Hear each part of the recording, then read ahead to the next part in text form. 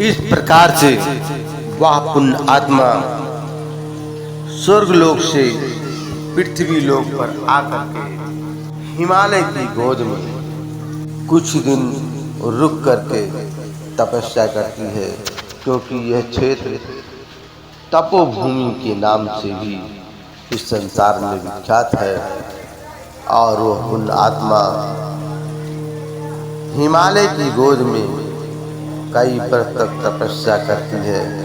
फिर उसके बाद में शायद उस आत्मा को ये समझ में आ जाता है कि अब हमें यहाँ से चलना चाहिए और भारत के उस भूभाग पर जाना चाहिए जहाँ मानव जीवन कुछ ज़्यादा हो, क्योंकि उन्हीं के बीच में जा करके हम धर्म का प्रचार कर सकते हैं। इसलिए वह पुण्य आत्मा वहाँ से चल करके भारत के ऐसे भूभाग पर आती है जिसे समस्त संसार गोरखपुर के नाम से जानता है। वहाँ पर विराजमान भगवान शंकर के शिवलिंग में वो पुण्य आत्मा आकर के समा जाती है और वहीं पर वो एक मानव शरीर धारण करके धर्म का प्रचार करती है। इस प्रकार जब यह पुण्य आत्मा भगवान श्री भोलेनाथ के शिवलिंग में आकर के समा जाती है तो फूलों की बरसात होने लगती है। नदियाँ चारों दिशाएं खुशियों से नाचने लगती हैं। शायद उन्हें ये मालूम हो जाता है कि कोई महान पुण्य आत्मा इस पृथ्वी लोक पर आ गई है।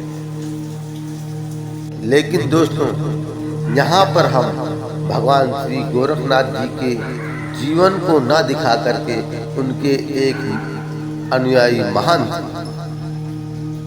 जी को एक नाटक के रूप में आप सभी लोगों के बीच में प्रस्तुत करने जा रहा हूँ, जो ये महंत आप सभी लोगों के सामने तपस्या करते हुए दिखाई दे रहे हैं। इन्हीं महंत को एक माध्यम बना करके हम धर्म का प्रचार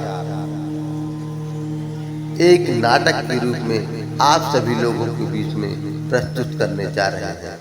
ये महंत अपने एक शिष्य के साथ समस्त संसार में धर्म का प्रचार करते हैं, क्योंकि भगवान गोरखनाथ के करीब रह करके इन्होंने कई वर्ष तक तपस्या किया था, जिससे इनके पास कुछ दिव्य शक्तियां भी हैं। और वो श्री गोरखनाथ जी द्वारा बताए गए समस्त धर्म कार्य का वो समस्त संसार में प्रचार करने के लिए निकल पड़ते हैं। और संसार में इस प्रकार बहुत सारी बाधाएं जो आती हैं उनको भी वो दूर करते हैं और जगह जगह जा कर के धर्म का प्रचार करते हैं। तो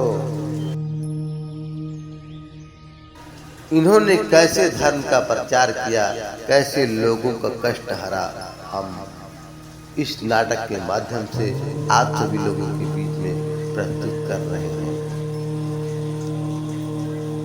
जय श्री गोरखनाथ, जय महाकाल।